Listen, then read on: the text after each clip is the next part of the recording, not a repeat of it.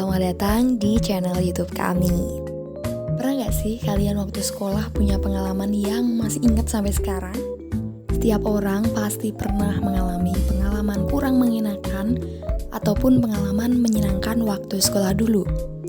Ada yang dari pengalaman itu makin rajin sekolah, tapi ada juga yang dari pengalaman itu jadi makin malas buat sekolah. Nah, pertanyaannya sekarang, bisa gak sih kita jadi guru ngehandle siswa yang latar belakangnya beda, motivasi belajarnya juga beda, hingga proses belajar yang berbeda juga? Ternyata, sebelum kita jadi guru nanti, kita harus ngerti dan memahami mereka. Dan di video kita kali ini, kita akan bahas apa itu belajar, motivasi belajar, teori belajar, dan paradigma personal peserta didik yang nantinya bisa bantu kalian biar kalian bisa dapat insight dan jadi guru yang lebih baik. So, kalian tonton video ini sampai habis dan jangan lupa buat like, subscribe, and comment biar kalian gak ketinggalan video lainnya. Belajar. Pada Kamus Besar Bahasa Indonesia, belajar memiliki arti sebagai upaya memperoleh kepandaian atau ilmu. Definisi ini memiliki pengertian bahwa belajar adalah sebuah usaha manusia untuk memenuhi kebutuhannya mendapatkan ilmu atau kepandaian yang belum dipunyai sebelumnya. Sehingga dengan belajar manusia menjadi tahu, memahami, mengerti, dapat melaksanakan dan memiliki tentang sesuatu.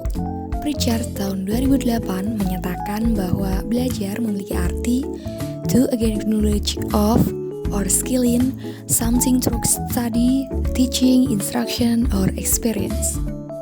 Menurut definisi tersebut, belajar dilakukan untuk mendapatkan pengetahuan atau keterampilan melalui studi, pengajaran, instruksi, atau pengalaman. Berdasarkan definisi di atas, belajar merupakan upaya manusia untuk mendapatkan pengetahuan atau keterampilan, sehingga mencapai kapasitas untuk berperilaku dengan cara tertentu, melalui studi, pengajaran, instruksi, latihan, atau bentuk pengalaman lainnya.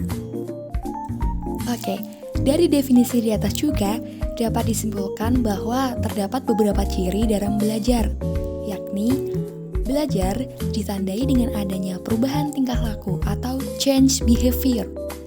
Ini berarti bahwa belajar hanya dapat diamati dari tingkah laku, yaitu adanya perubahan tingkah laku dari tidak tahu menjadi tahu, atau dari tidak terampil menjadi terampil. Tanpa mengamati tingkah laku hasil belajar, kita tidak akan dapat mengetahui ada tidaknya hasil belajar. Untuk mendukung proses belajar, tentunya ada yang dibutuhkan, yakni motivasi belajar. Berbagai perspektif psikologis menjelaskan motivasi dengan cara yang berbeda-beda. Diawali dari perspektif perilaku. Motivasi seringkali dikaitkan dengan imbalan dan hukuman eksternal sebagai penentu keberhasilan siswa. Contohnya dengan memberi nilai angka dan huruf, atau memberikan pengakuan kepada siswa, hak istimewa, dan yang lainnya. Perspektif kedua yakni perspektif humanistik, di mana motivasi lebih ditekankan kepada kemampuan pertumbuhan pribadi siswa, kemerdekaan untuk memilih dan sifat-sifat positif. Perspektif ini sangat erat dengan keyakinan Abraham Maslow bahwa terdapat kebutuhan dasar yang harus dipenuhi sebelum kebutuhan yang lebih tinggi dapat dipuaskan. Kebutuhan-kebutuhan yang dimaksud terdapat dalam hierarki kebutuhan Maslow, yakni ada kebutuhan fisiologis, merupakan kebutuhan makanan, minuman, tidur, pakaian, dan lain-lain. Selanjutnya, kebutuhan rasa aman, yakni keamanan, keteraturan, stabilitas, dan yang lainnya. Yang ketiga, yakni kebutuhan sosial, di mana seseorang pasti membutuhkan relasi, keluarga, afeksi, dan yang lainnya.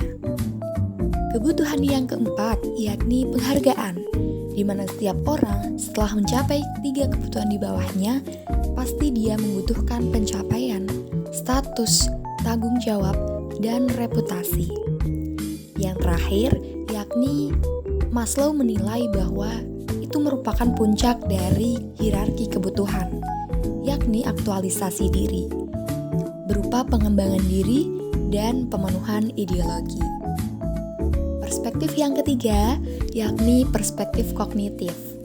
Motivasi muncul karena adanya pemikiran dari setiap individu. Jika perspektif perilaku lebih menekankan pada insentif eksternal, maka perspektif kognitif, tekanan dari eksternal tidak perlu terlalu ditonjolkan. Menurut perspektif ini, seseorang perlu diberikan lebih banyak kesempatan, tanggung jawab, serta mengendalikan hasil prestasi diri. Perspektif terakhir yakni perspektif sosial. Pada perspektif ini, motivasi sering dikaitkan dengan kemampuan seseorang dalam membangun, memelihara, dan memulihkan hubungan pribadi yang dekat dan hangat pada orang lain. Motivasi sendiri terbagi menjadi dua bentuk motivasi. Yang pertama, motivasi ekstrinsik dan motivasi intrinsik.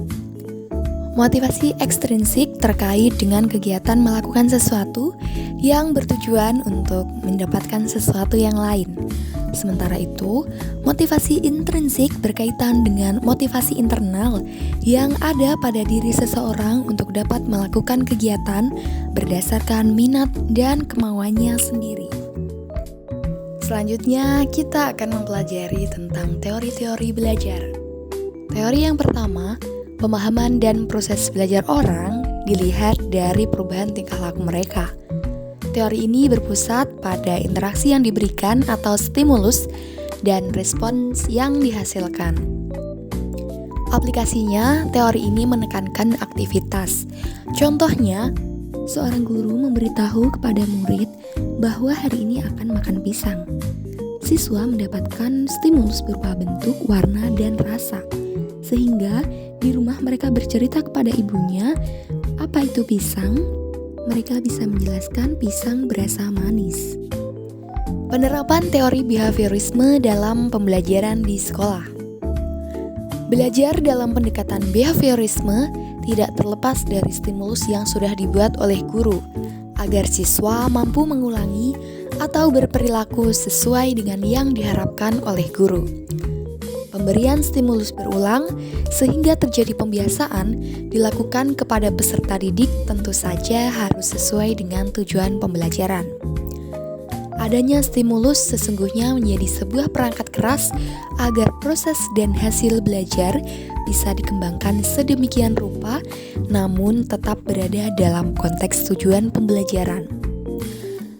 Teori pembelajaran yang kedua yakni teori sosial kognitivisme atau teori sosial kognitif. Teori ini dikemukakan oleh Albert Bandura, lahir berdasarkan kritik atas teori yang dikembangkan oleh ahli behavioristik. Menurut Albert Bandura, walaupun prinsip belajar cukup menjelaskan dan meramalkan perilaku, namun prinsip tersebut harus memperhatikan suatu fenomena yang diabaikan oleh paradigma behaviorisme, yaitu manusia mempunyai kemampuan berpikir dan mengatur tingkah lakunya sendiri. Bandura merumuskan teori belajar sosial dengan mengakomodasi kemampuan kognitif manusia dalam berpikir dan belajar melalui pengamatan sosial. Menurut Bandura, perilaku, faktor lingkungan, dan faktor kognitif saling mempengaruhi satu sama lain. Menurut Bandura, orang belajar banyak perilaku melalui proses peniruan. Kita bisa meniru beberapa perilaku hanya melalui pengamatan terhadap perilaku model dan akibat yang ditimbulkan. Proses belajar semacam ini disebut observational learning atau pembelajaran melalui pengamatan. Bandura mengemukakan 4 komponen dalam pembelajaran observasional yaitu atensi, retensi, produksi, dan motivasi.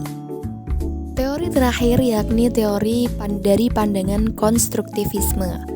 Teori belajar konstruktivisme yang kita bahas kali ini adalah dari Jean Piaget.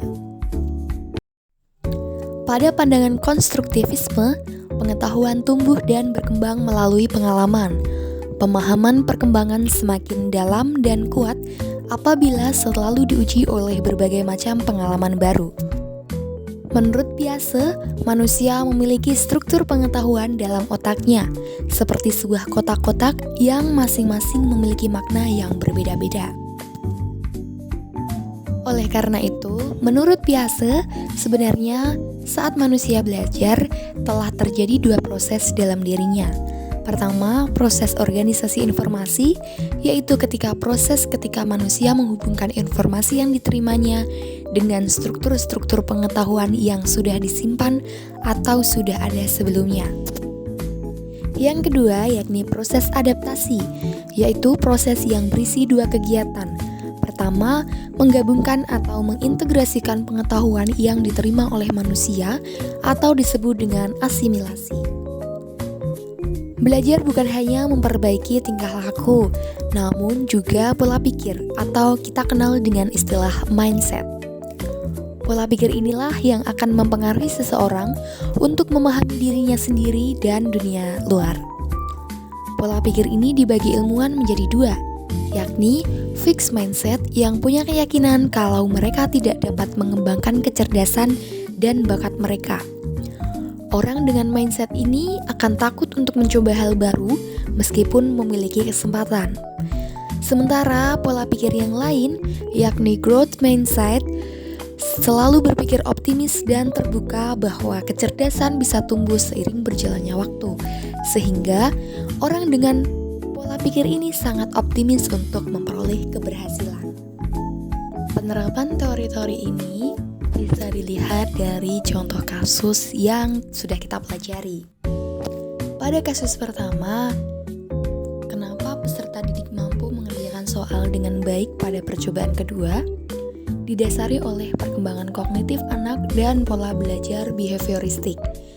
Anak didik kelas 7 SMP umumnya sudah berumur 15 tahun, di mana menurut Piaget, perkembangan kognitifnya sudah pada tahap operasional formal, di mana anak setelah mampu berpikir secara abstrak dan mengembangkan hipotesis dengan logis.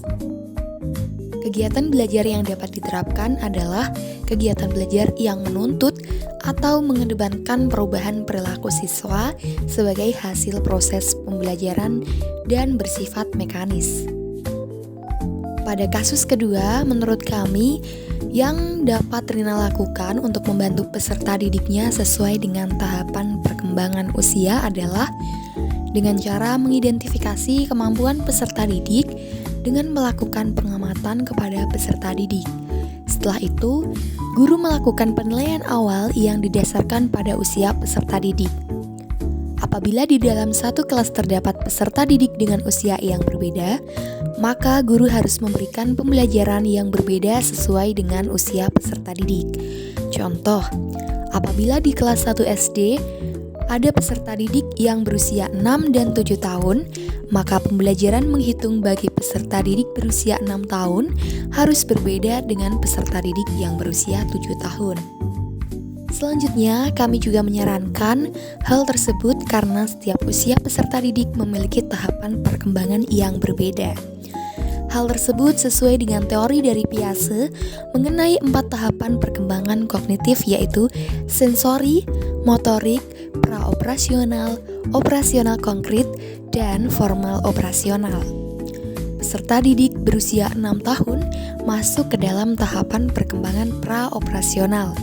Sedangkan peserta didik berusia 7 tahun masuk ke dalam tahapan operasional konkret. Menurut kami, pertimbangan dan keputusan Made sudah sesuai pada kasus ketiga. Karena Made memperhatikan latar belakang peserta didik, yaitu pada budaya di mana menurut kepercayaan mereka, masyarakat Hindu Bali sebagai bentuk penghormatan pada para dewa yang bersemayam di Gunung Agung, maka mereka membuat peraturan bahwa bangunan tidak boleh melebihi tinggi pohon kelapa.